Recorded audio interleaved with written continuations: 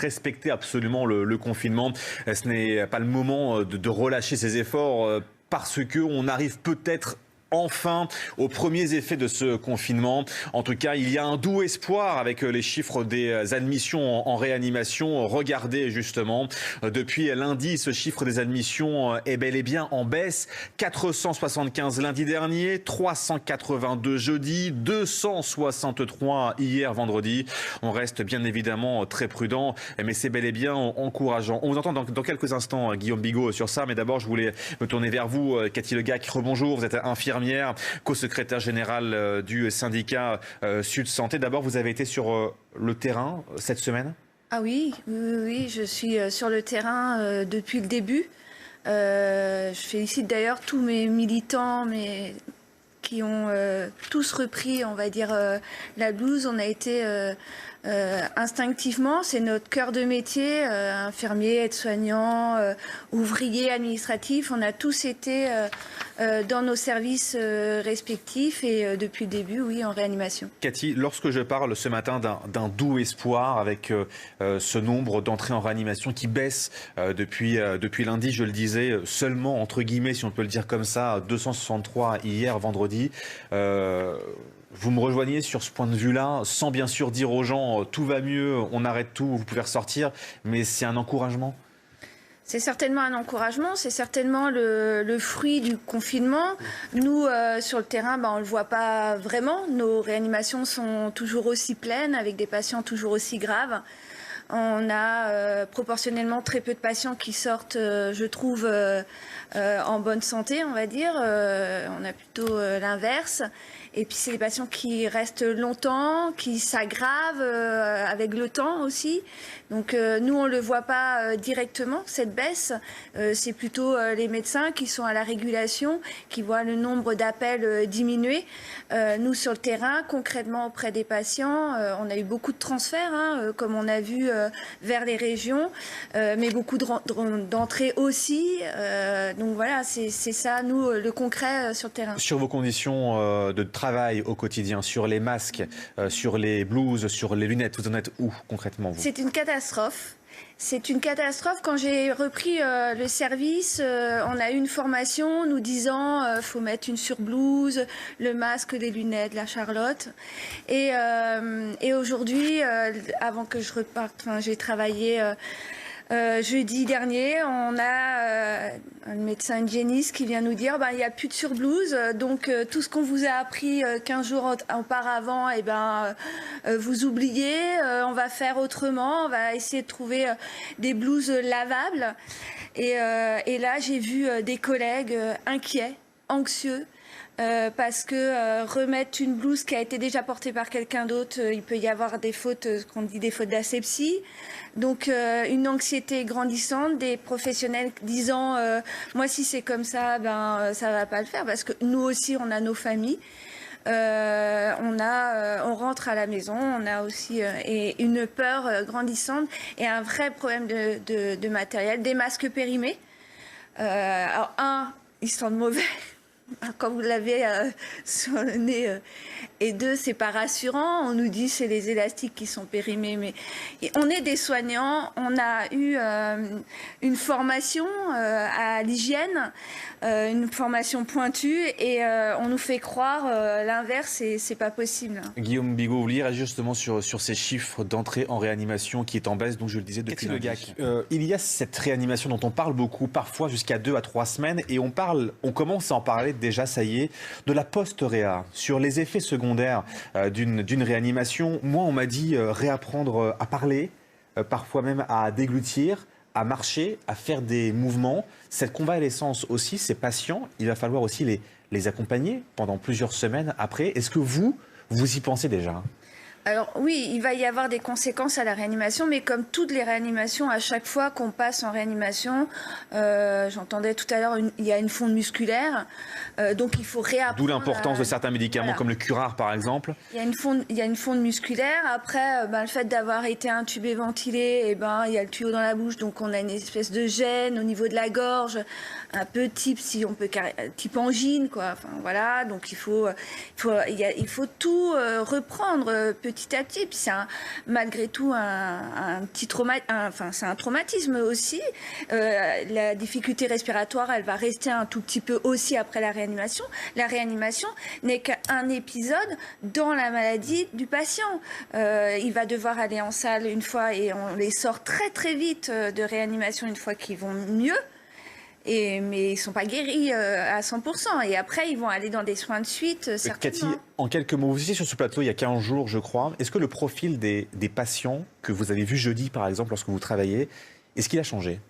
Non, c'est à peu près la même chose. On a beaucoup je trouve, de patients jeunes. Pas avec beaucoup de ce qu'on appelle la comorbidité, c'est-à-dire avoir un petit antécédent d'hypertension, de diabète et autres. Je trouve que ils restent longtemps. Moi, j'ai récupéré des patients qui étaient encore là, qui, me semblait-il, avaient un mieux, et puis on les retrouve, non, ils vont moins bien. Donc c'est vraiment en dents de scie. C'est compliqué pour nous. Et oui, sur les EHPAD, moi, je pense que il y a peut-être une baisse en réanimation parce que on fait certainement un tri. Alors c'est pas bien de dire ça. Éthiquement, c'est très dur pour nous, et je pense qu'éthiquement pour les gens qui ont les coups de fil en disant faudrait prendre ce patient en réanimation, ça doit être aussi très compliqué. Oui, on a vu passer le décret sur le Rivotril en EHPAD. C'est très compliqué pour nos personnels qui font partie de l'hospitalisation à domicile, qui travaillent en EHPAD, à qui on demande de faire ça. Moi, je suis très inquiète. On commence à avoir les chiffres sur les EHPAD. Au moins 1416 morts, au moins. Je suis très inquiète pour nos personnes âgées qui sont pris... On va y revenir très longuement avec vous dans quelques instants. 1416 morts, ce sont les premiers chiffres officiels qui ont été communiqués hier. Bien sûr, le bilan pourrait très largement s'alourdir. Rendons aussi hommage. Voilà pour les images qu'on voulait vous montrer ce matin. Cathy Legay, je le rappelle, infirmière. Ce qu'on montre à l'instant, c'est votre réalité du quotidien. Oui. C'est bien ça ? Oui, c'est ça. C'est notre quotidien. C'est s'habiller, se déshabiller X fois par jour. Je disais tout à l'heure, on va avoir des problèmes de blues pour l'instant, et on est comme à Ambroise Paré. Et moi, j'ai une pensée, parce que nous, on est en réanimation, en Covid+, on va dire, sécurisé. On a à peu près le matériel, et encore une fois, il va manquer. Mais je pense à mes collègues qui sont en salle et il y a eu des services entiers qui ont été mis pour les Covid, alors qui n'ont pas besoin de réanimation, mais qui ont besoin quand même d'une surveillance, qui ont besoin d'une hospitalisation. Et eux, les masques sont mis dans le bureau des cadres, fermés à clé. Si la cadre n'est pas là, faut attendre d'avoir un masque.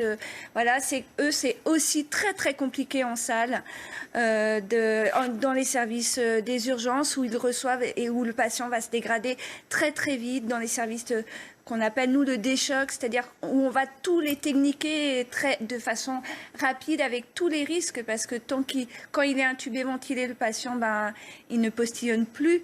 Mais avant ça, il faut l'intuber, et là il y a un fort risque, et je veux surtout donner un hommage à tous ces soignants contaminés. On en a quasiment 1800. Justement, les chiffres sont incroyables. Dites-nous les chiffres. Alors, sur l'assistance publique hôpitaux de Paris, on a 1850 personnels contaminés. C'est-à-dire aussi bien médecins que infirmiers. Tout inclus. Et entre le 31 mars entre le 1er avril et le 2, on en avait plus 200. Alors, des personnes contaminées dans l'exercice de leur profession, et puis aussi à l'extérieur, on sait. Mais j'ai particulièrement pour ces soignants, ces hospitaliers, parce que c'est pas que des soignants, ces hospitaliers. Une pensée particulière aussi à des collègues personnellement que je connais, qui ont été contaminés au sein de leur profession. Vous êtes mère de famille, c'est le cas de bon nombre d'infirmiers, d'infirmières, de médecins aussi, bien sûr. Des témoignages bouleversants, encore une fois, cette semaine, de celles et ceux qui font le choix, par exemple, de ne plus habiter avec leur famille depuis maintenant 15 jours, 3 semaines. Certains habitent sur des bateaux-mouches, sur la scène prêtés par des associations pour ne pas entrer en contact avec leur famille.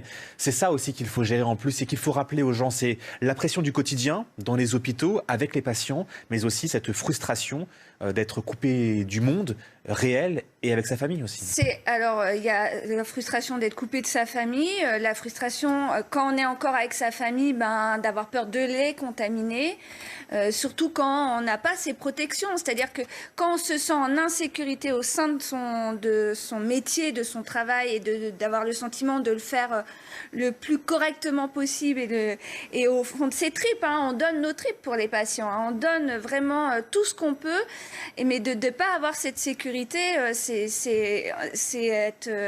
sentir vide, quoi, nu, je dirais presque, si on peut aller par là. Guillaume Bigot sur le récit de Cathy Legac.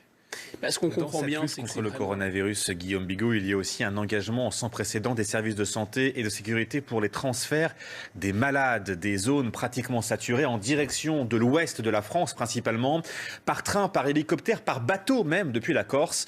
Regardez, 344 transferts entre le 18 mars et le 2 avril en Île-de-France au cours des 3 derniers jours. Ce sont 163 malades qui ont été évacués.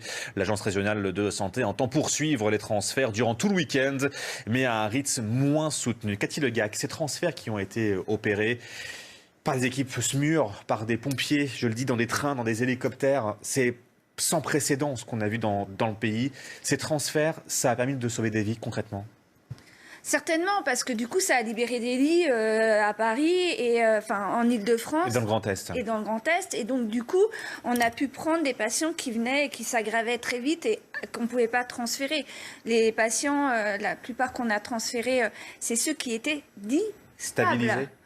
Dit stable, parce qu'il fallait quand même gérer le transport avec des équipes, mais on a vu 2-3 brancards arriver dans les réanimations, prendre les patients. Et puis ces images des brancards rentrés dans les TGV qui ne sont pas du tout adaptés. Pas du tout adaptés, c'est très fort, c'est des équipes qui sont habituées à le SAMU, ils sont habitués à être dans la promiscuité par moment et à avoir des situations particulières, mais là c'était encore plus particulier, mais nous dès que ça partait, ça re-rentrait derrière.